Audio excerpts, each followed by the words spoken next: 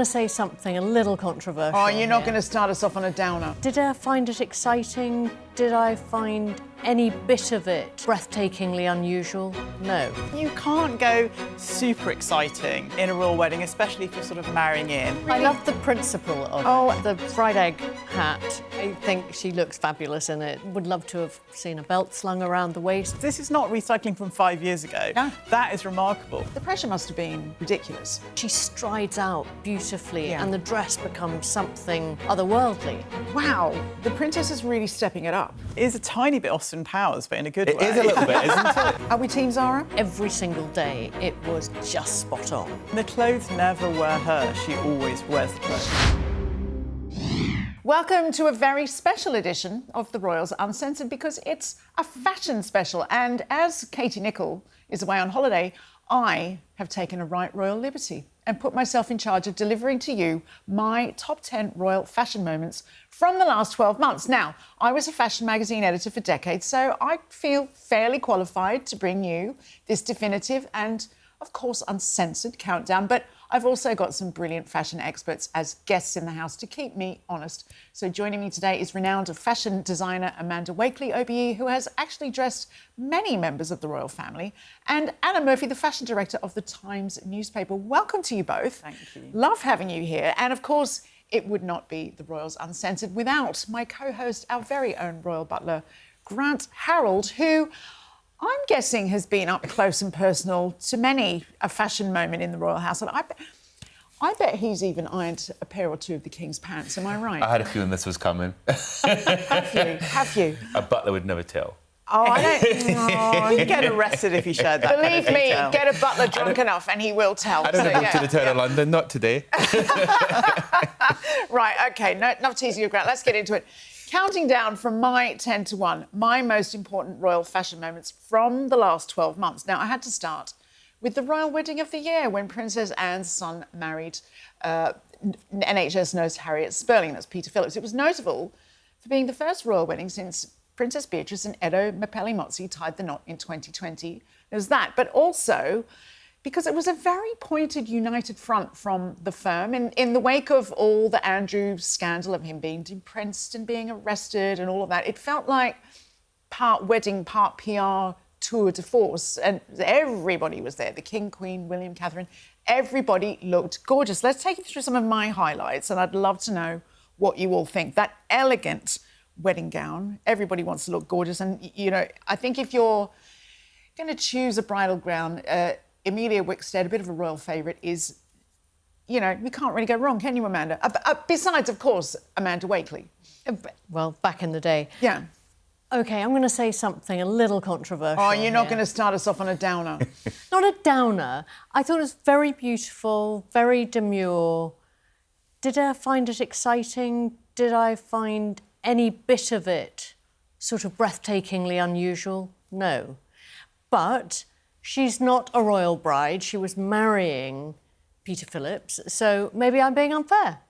I feel a bit deflated by that. Anna, what's you? Don't worry, I'm here for this dress. I thought she played it really well. I think you can't go super exciting in a royal wedding, especially if you're sort of marrying in. I thought she got it really right. I liked the more slimline cut. I think to go full princess with the skirts can be a bit problematic these days. I thought the kind of waterfalling of the veil was really beautiful. And I think Amelia Wickstead, she's a designer who's really good at a classicism with a modernity to it. And for me, that's what she got right with this dress. And do you think it wasn't the first go-round for either? Do you think that in traditional royal circles that still plays a bit of a part in how demure or how showy something is? I think so. I mean, I think she presents like a grown-up in this dress rather than a young girl, and it's both their second marriages, as you say, Jo. I think you sort of do have to hit the right note with that, and I think she did. But Grant, you've got a bit of a fun fact about the royal wedding rings. Yeah, it's to do with the wedding rings because it's from Welsh gold. So this originally was given to Lady Elizabeth Bowes-Lyon in 1923. Well, not given, it was a nugget of gold basically given to the king. And it was used, I believe, for the late Queen Mother's wedding ring. It was used for the Queen Elizabeth's wedding ring. And then it had to be, they needed more of it in 1981 for Princess Diana's wedding, so they got another nugget of gold. Honestly, and that's every what they week I learn things with this man. And apparently that's what... But I don't know if it was used for Harriet's wedding. I'm not sure about that, but I know it's been used for other... I mean, and who isn't given a nugget of gold when they're getting married? I mean, another nugget. I want for a nugget. Royal nugget. I want one now. Listen, we've got to crack on. Now, let's have a quick look through some of my other favourite guests. As you can imagine, this won't be the Princess of Wales's first appearance on this list, but she looked absolutely saying, oh my gosh, everybody, remember Rain? Remember Rain? But we're loving that Roland Murray. And I also really loved Beatrice. I think that her style game has really shot up in recent years. This is more Amelia Wakeley, clearly a real royal favourite. I loved this on her. I loved it on her, and I think the fact that she was re-wearing was very, very appropriate too. I think she'd worn it a couple of years ago at Ascot. Yeah, we love that. It's lovely to see a strong floral as well, because I think quite often, for understandable reasons, they stick to plains because plains photograph and film more simply and the attention is more on the face. But actually, when someone wears a really striking floral like this one, it's just a great change. Florals can be groundbreaking for spring. You heard it here first. Now, let's have a look. Speaking of re-wearing, this is probably my favourite detail from this entire wedding. For the special occasion, the mother of the groom, Princess Anne, wore a yellow jacket and shawl, but she wore a gorgeous little silk yellow hat that made its first appearance in the official christening photo of Zara. And we love Anne for this, don't you think? It was just and a really... I love the principle of Oh, it. Amanda. I know you're going to love really touching my soul. I'm loving this honesty. Truth to power. No, I love a lot of her re-wearing. The fried egg hat, not really loving. You can't even let a mother of the bride have a sentimental moment on their son's second wedding day. Do you know what I thought? When I saw the original image, it looked really good on her first time round, didn't it? That's what I thought. Totally, and I just feel the whole look would have just been a little bit more elevated with something Jo is shaking her head at. I'm Team Anne. Well, funnily enough, we're going to move swiftly on to number 9 because it is actually Princess Anne who's on my list for this very thing. Her re-wearing of vintage items has become a bit of a cult hit. And I'm with you royal on fans. this one. I hope so. My favourite moment was last November when she travelled to Singapore with her husband, Tim Lawrence, and rocked the absolute living hell out of a decades-old safari suit. This was last seen in public in 1975. Now, Amanda, I think that looks current in that recent image. How's she doing this? I think she looks fabulous in it.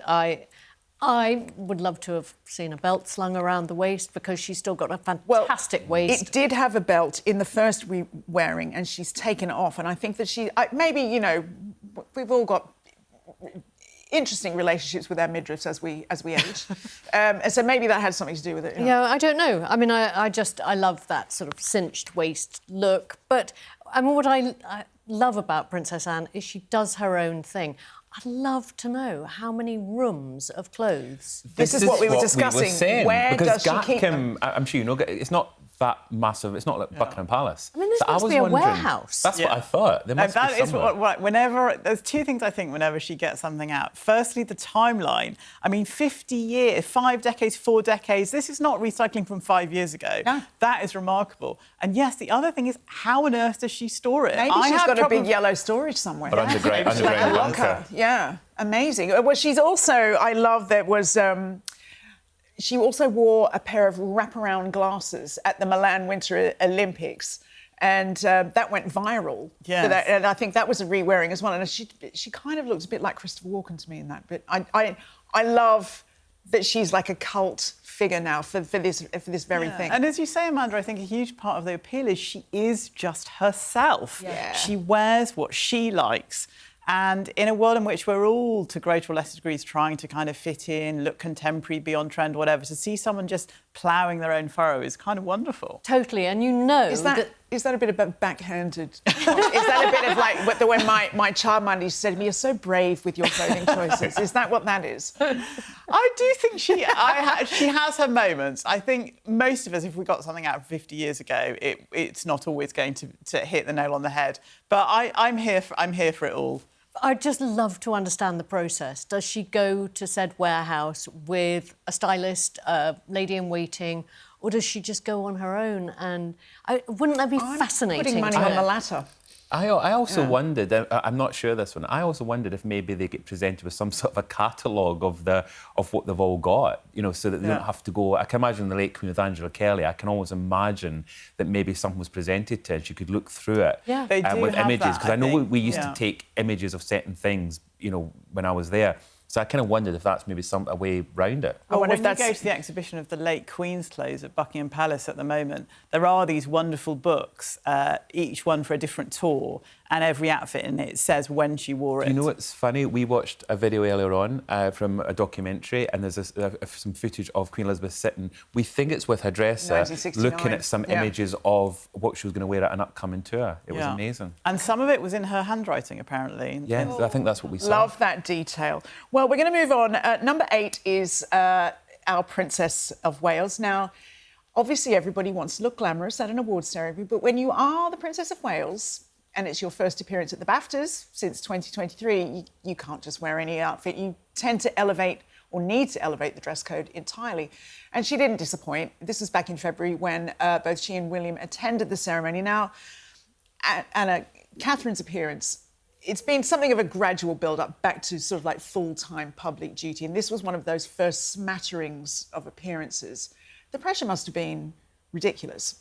Yeah, I think it's easy for all of us to underestimate the huge scrutiny that all the royals are under, but especially the women all the time. You know, we all have the occasional wardrobe malfunction. It doesn't matter. When you have millions of people watching you, it is incredibly nerve-wracking. And you need help. You need people around you helping you choose what to wear. There's a million things to factor in. I think she plays this really beautifully. She looks like the ultimate princess.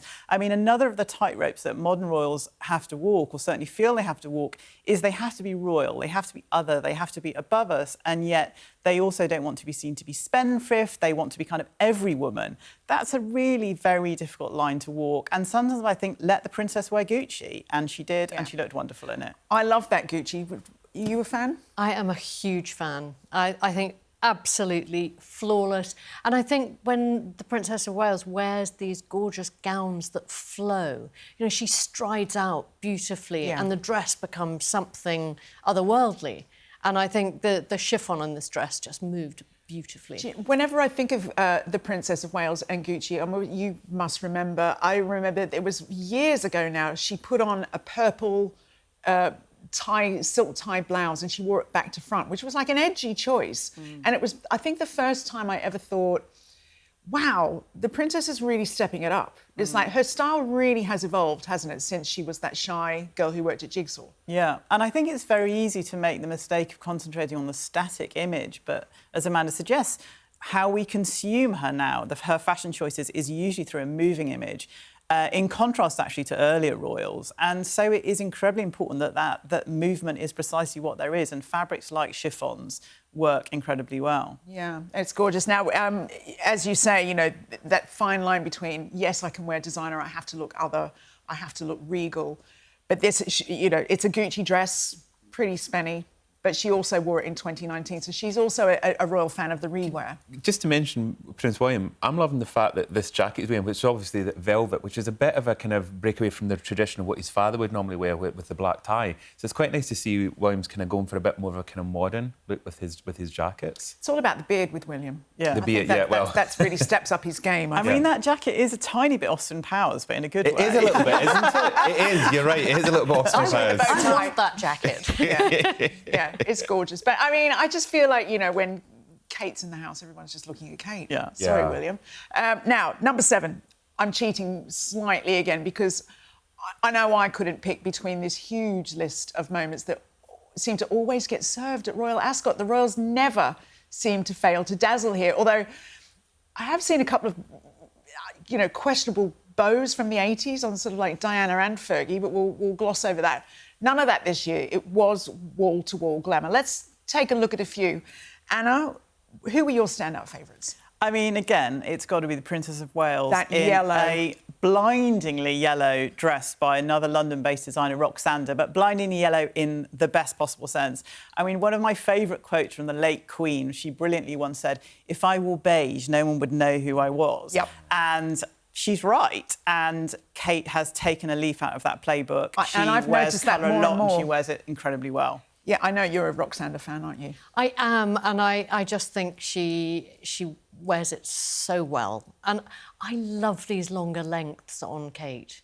I think they're really, really beautiful, regal. Actually, you're right. See the dress move more. It's been a long time since we've seen above the knee on our princess. But that was young Catherine. It was, and you look back at it now and it looked so unsophisticated in comparison to this colour-drenched gorgeousness, almost maxi dresses that she's wearing. This is another rewear. She actually wore this on tour in Jamaica in 2022. So I think there's more, and I think people like that, don't they? They like to see that, I think we call it recycling when it comes to the Royals, but it's just kind of being normal about your clothes, and they can be normal about their clothes as well. And I also think it should be OK for her to wear expensive clothes, to support British fashion with a capital B and a capital F.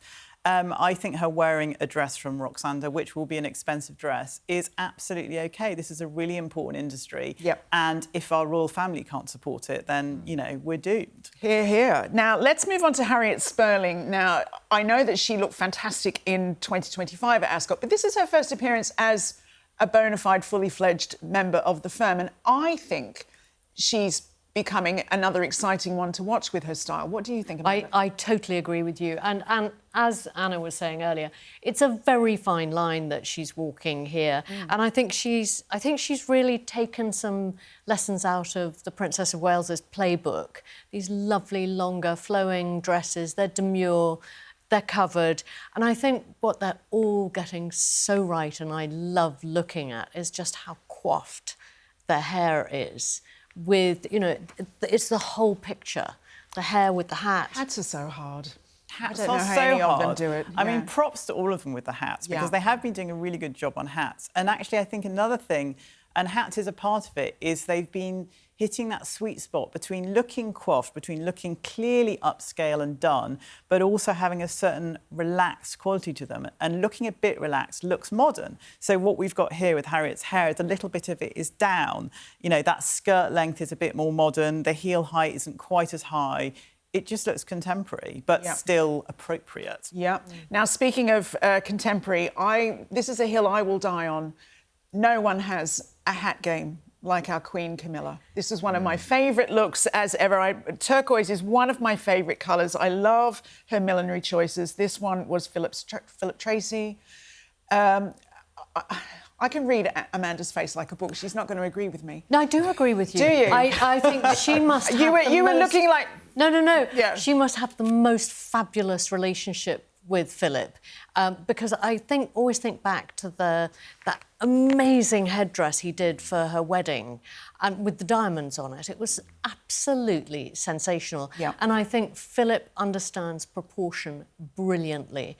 And I'd love to be a fly on the wall on a fitting. That was so nice, because I was there when obviously she wore that, and I remember one thing we all agreed on was how she looked so stylish, and it was such a great balance, obviously with the second wedding, but she just got it just right. It was regal and stylish and chic and unusual. It was just all of those things. It was really surprising. It was that sounds rude. I don't mean it to sound rude, but it was wonderfully surprising. And it was quite minimalist, wasn't it? In marked contrast to this, which is, quite some hat. But I'm also just impressed by the brim. Yeah.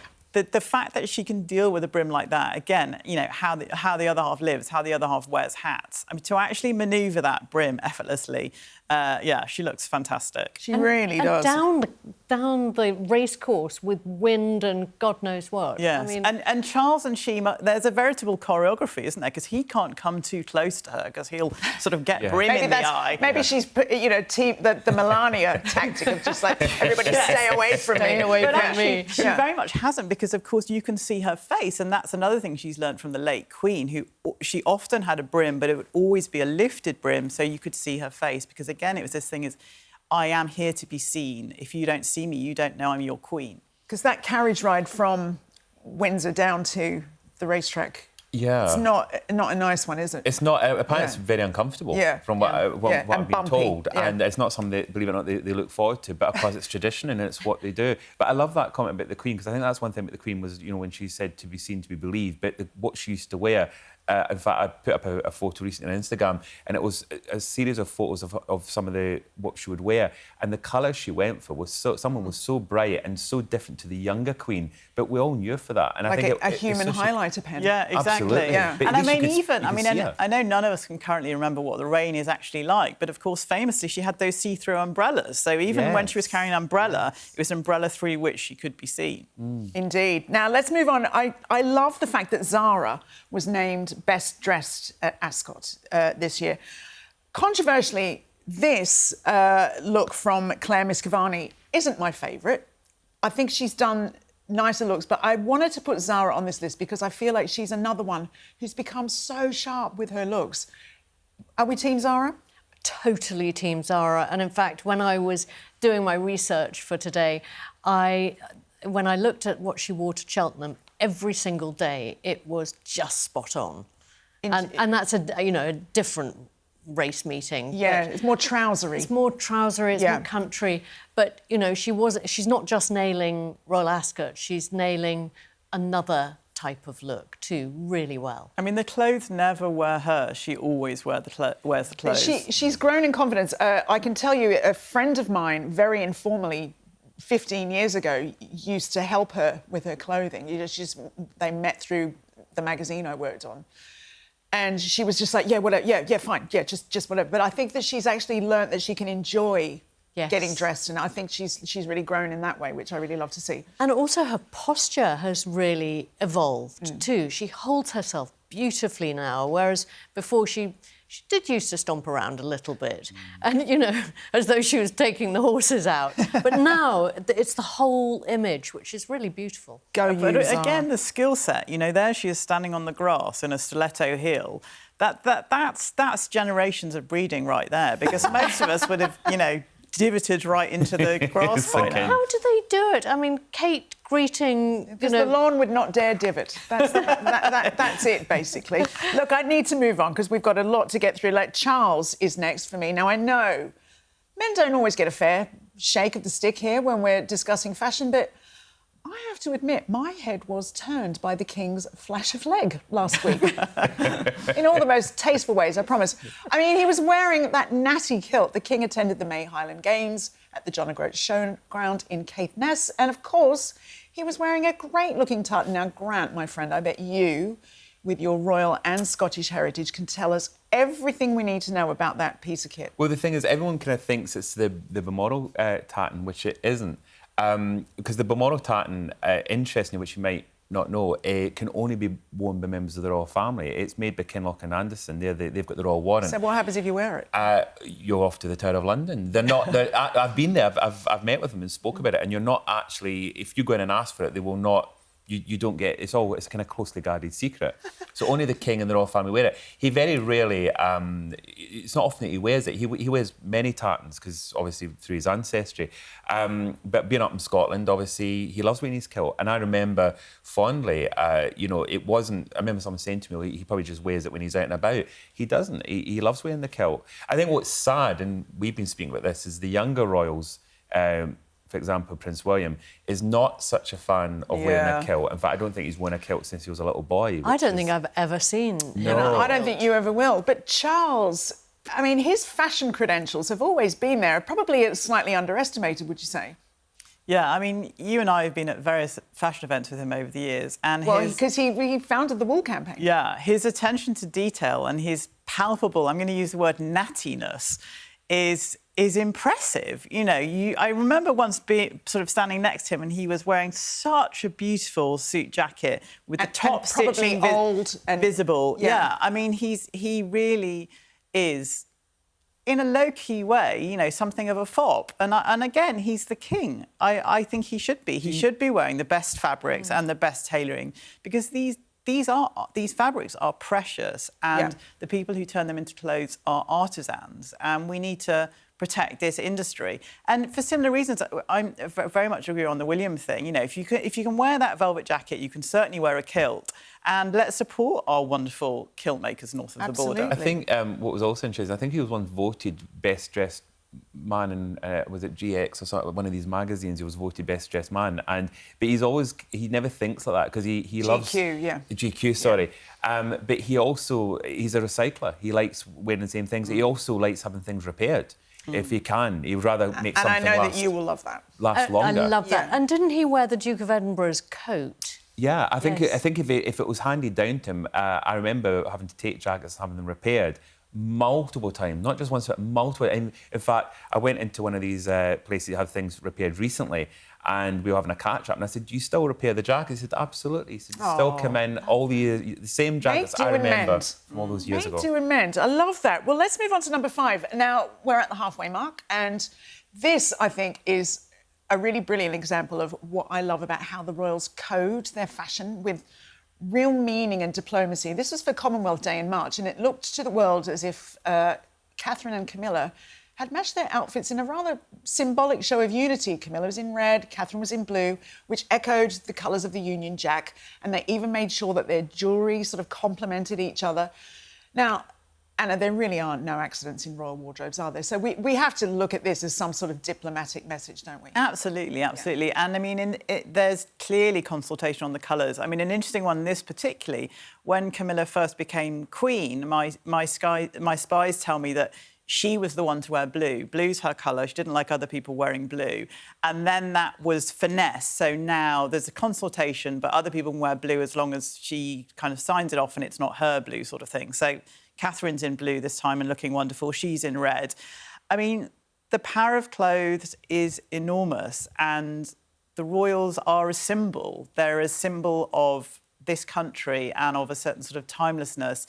And for them to use their clothes to kind of make that symbol shine is absolutely what they should be doing. And they are doing it really, really well. And again, to revisit the earlier point, what I like about this is there's that clear symbolism of the colour, but they also look like women of the 21st century. You know, they're not looking like sort of Queen Victoria. Exactly. And that's important too. And you know what I love as well, and I wonder what you think, Amanda, is that when you think about the history that Camilla's had in this royal family, with the public persona that she's sort of like, she's gone from pariah to being very loved.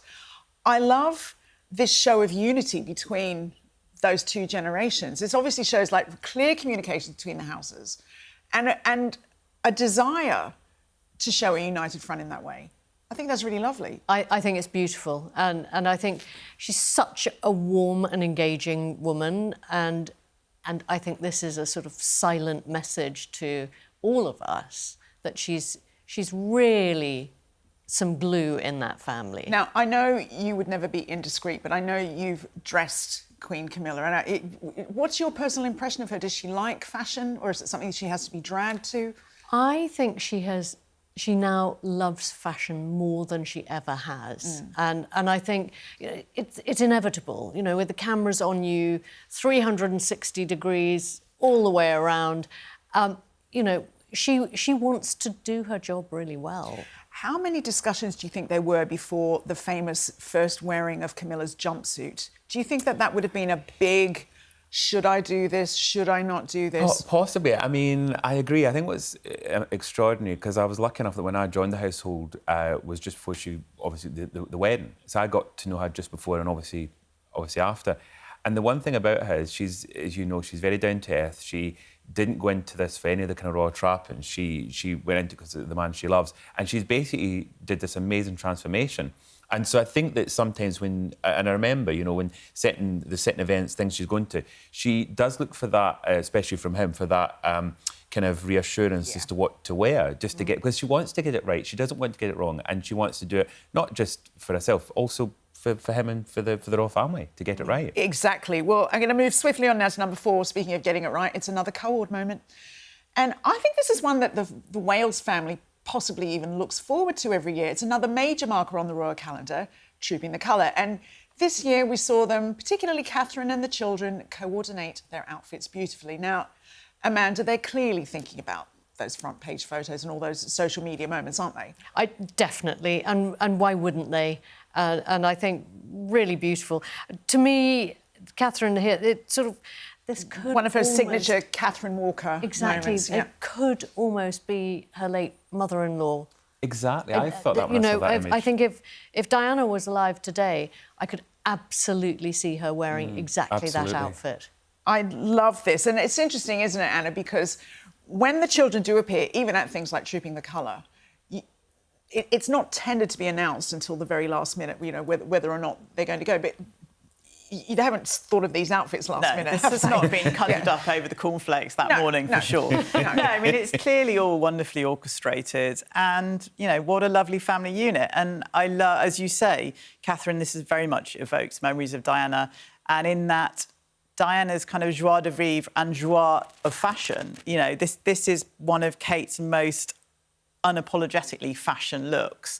And it's lovely to see. Do you know what's nice is the little princes with the double-breasted jackets. That's something that their father also favourited as well as their grandfather and Judging great-grandfather. from some of these pictures, the kids aren't so into the double-breasted No, jackets. I think maybe they'll warm to them. Louis' face definitely as always gives it away, doesn't it? Yeah. But Yeah, he doesn't hide things he well, doesn't, does he?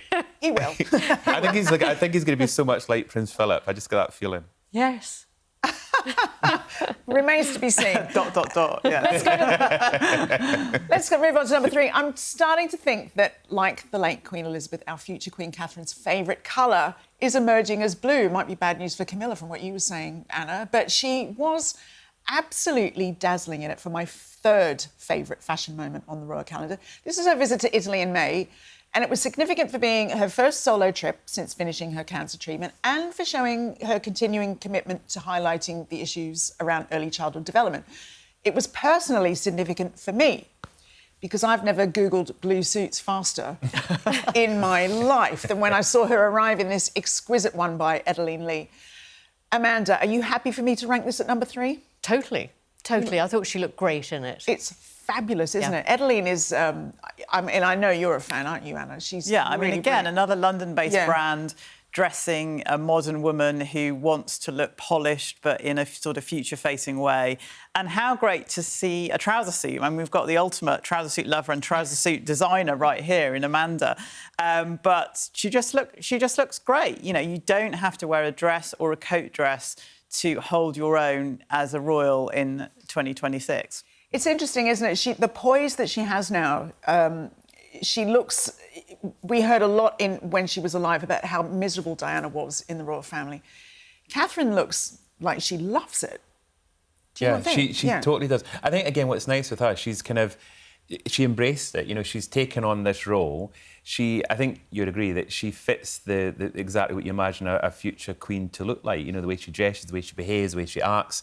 And she always looks amazing. And it always makes me smile that when you see her wearing, everyone's suddenly Googling, like you said, everyone's Googling to see what she's wearing, where do you get it from, is it on sale, you know, which is great. But I also agree, again, she does an amazing thing for British fashion by supporting these brands and wearing them. I did try to support that brand, but I couldn't afford it. Too many other people have supported it. I think it was about £2,000, that suit, wasn't it? But, you know, I mean, as you say, she's royal. Yeah. Let her wear the expensively, beautifully designed suit. With this look, she kind of does look every woman. You know, we Google that suit because a little bit of us thinks, oh, we too can be that person in that suit.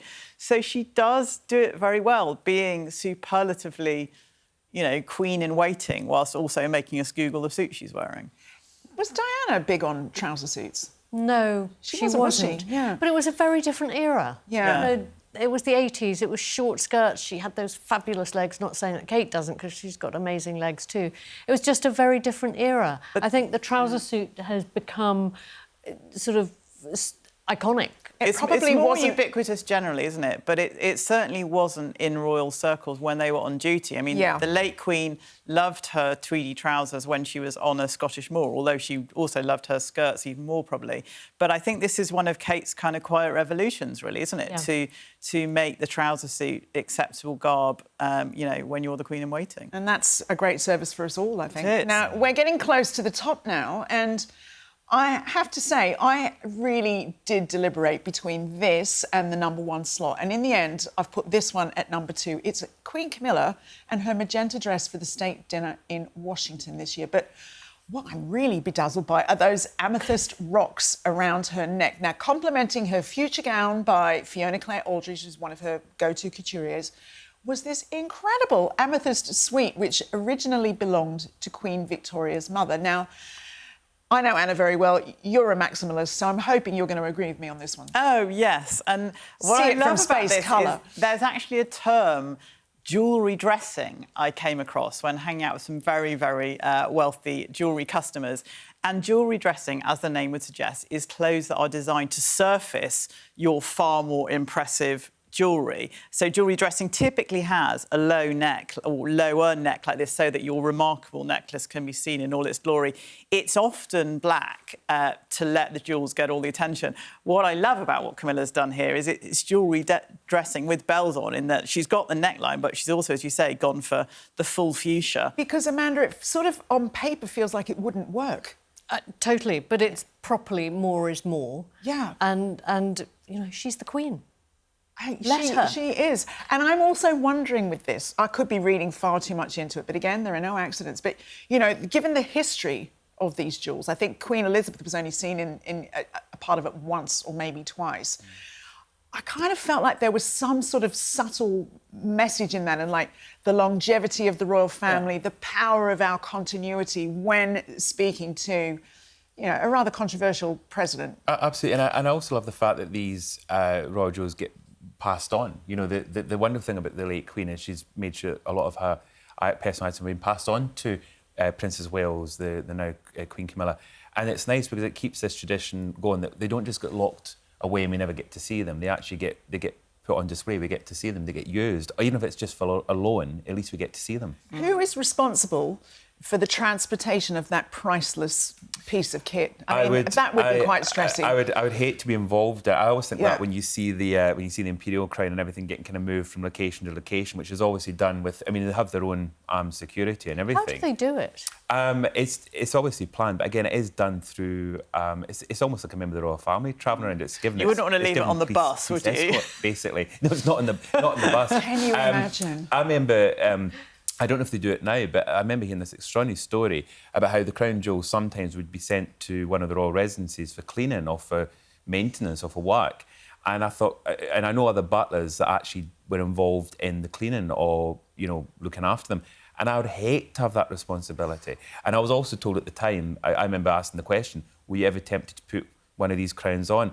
And they're believed to be cursed that unless you're the monarch and you wear them, something bad will happen to you. So the fear was put into all household members never to even try that. You wouldn't tempt fate, would you? Wow. No, You just certainly wouldn't. not.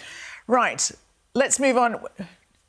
I mean, I feel like I deserve a drum roll here, but this is my last one, the #1 spot, and I did rig this list a bit to make it about the last 12 months, rather than sticking to just 2026, because this moment still lives rent-free in my head. And I know from people who were in the room that night that there were literally audible gasps when the Princess of Wales made her entrance for the hosting of President Donald Trump's state dinner last November. I mean, it is dazzling, Amanda. I hate to be the sucker for the full royal fairy tale, but she really looks like a dream princess here, doesn't she? Dazzling. Yeah. Absolutely. And the fact that it was gold lace, it was, you know, there was nothing that she could have added to that to make it more special, more regal. And I love, if you think back to the late Queen, those state dinners, she would always be in a huge diamond necklaces and embellished gowns and a tiara. And I feel like Kate is doing that, but in a very modern way. I love this. Yeah. It's very true to her. It's a couture gown by the British designer Phillips and my personal favourite royal tiara, the Lover's Knot tiara. Now, is it just me, again, reading too much, or did she purposely go dressed to resemble Trump Tower to bedazzle our president? Gosh, I mean, we know he loves gold. we do. Yeah. I mean, there's very much that. But again, I think it's another ultimate example of soft power. I mean, that particular tiara belonged to Queen Elizabeth II's grandmother, Queen Mary. There's a huge history of that. There's the there's the symbolism of just the overall outfit and its beauty. And I do think in recent dealings with Trump, who is a controversial figure, Charles and Camilla and Catherine and William, I think even a Republican would find, a British Republican, find it hard to resist the power of what they're doing, which is signalling, we're here, we've always been here, not literally us, but our forebears, we're always going to be here. It's been very, very powerful, and it's all been delivered by way of some frocks and some jewels. Yeah. And that is the power of fashion right there. And it is very unique to the British royal family. There are other royal families, but no other family has that global recognition. Yeah, and I think you can really see it as a counter-argument to the whole sort of bicycling monarchy idea that we've got from kind of Scandinavia. If you dial it all down and they live next door to you and sort of get the bus, then actually, what's the point of the royal family? Yeah. Now tell me, how do you lot rate my ratings? Did I do a good job? Is that #1 spot deserved? I would say so. I love that look. I think, yeah, I would have said that was definitely the top. Thank you, one, Grant. Thank you for your faith. I feel like Amanda's got notes. I absolutely love that for the #1 spot. OK. I think there's a couple of absences. Oh, yeah, please tell. I loved what Kate wore for the Wimbledon finals, both the men's and the women's. I thought she absolutely nailed it. In the red Roland Murray for the women's finals, and that custom Amelia Wickstead. You are right. Leaving out those. Wimbledon's a terrible oversight. It's just like my aversion to sport, I think, has probably had something to do with that. But also, I was actually lucky enough to be at the women's finals, and again, you know, watching her sit through the unbelievable heat. Yeah. And I was definitely not glowing. I was definitely properly sweating, I'm afraid. Again, so how do they do it? She was just glowing perfectly. You know, I literally thought, I mean, the outfit's sublime, but also the whole scenario, you are a pro at what you do. Because there was one day at Wimbledon in that scorching heat where she had on a fairly close-fitting trouser suit, and that defied all belief for me. I don't know how. Do you think they've got little fans positioned under here? Did they not? Were they not Yeah. spotted? I think they were spotted. I think she was spotted with a little fan. Oh, which really? is, you know, everyone's going to say, is that etiquette? And I thought, well, I know Camilla had the one. Royals create etiquette. I think so. this weather isn't etiquette, so Exactly. she's absolutely She's allowed to allowed have a to. little She's allowed fan. to. This Yeah. weather is rude. It is. It is absolutely rude. Now, before we move on, I just want to give a couple of honourable mentions, because there have been, as you point out, many sartorial moments, and I've even missed a couple. First of all, we've got William in his Order of the Garter plumage. Now, I've been a bit mischievous here. I've put this one on because it tickles me, because I know he hates it. He's not really a fan of all the pomp and pageantry and all the funny little costumes. He's not looking like he's loving it in that photo, is But he? you know what? He looks kind of great. And again, I think, William, stick with the beard. It's working for you. Agreed. Yeah. Now, Meghan Markle at the Balenciaga Paris fashion show late last year, or was it early this year, Anna? You can remind me. Yes, yeah. Early. Now, there was a lot of controversy over whether or not she was invited herself, but I think this is one of her sleekest looks I've ever seen, the most grown-up I've ever seen her look. Do you guys agree? Yes, I think all white always looks fabulous. And, you know, why not have a whole sort of capey scenario? I thought she looked really lovely, possibly a little bit swamped. I think I would sometimes go her fit downsize is... a bit. Yeah, I said exactly the same thing earlier, and I'm wondering what you think. I love it, but I'm with you. I think it's a tiny bit. You know, it's all about the clothes, the cape. Yeah, we just need to see a bit more form. Tiny But bit. it is beautiful. Yeah. But there's none more beautiful than the young lad who's stolen the show this year. Louis in his very on-trend bucket hat at the Commonwealth Games a couple of Saturdays ago. I mean, come on. That's an iconic picture for the ages. And my husband hates a bucket hat as much as I love one. So Louis got me for life with that. He's a trendsetter, definitely. Absolutely. I think so. And supporting Team Wales. Yeah. I just love that. Look, as I said earlier on, he's obviously the more mischievous one. He's got that kind of little glint. He certainly reminds me of his grandmother as well, you know, that kind of fun side. But definitely, I think his great-grandparents would be quite proud of the little boy that he's become. Can I tell you something really funny? A producer has just said in my ear, I bet Amanda's not a fan of a bucket hat. And I happen to know that you quite like a bucket hat. I do quite like a bucket. Yes, There you and I go. have been shopping for many a There bucket you hat. go. Not this bucket hat, though. The Amanda, right bucket hat. I can't see you in this Maybe one. not this one. I can't see you in this one. Certainly not going to go with that. I didn't even know they were called bucket hats. When you were saying bucket, I thought you were referring to Mrs. Bouquet. I was thinking, is that connected to Mrs. Bouquet? But obviously not. Okay. No, it's just like, oh, Bucket Grant. upside I down. just realised, yeah.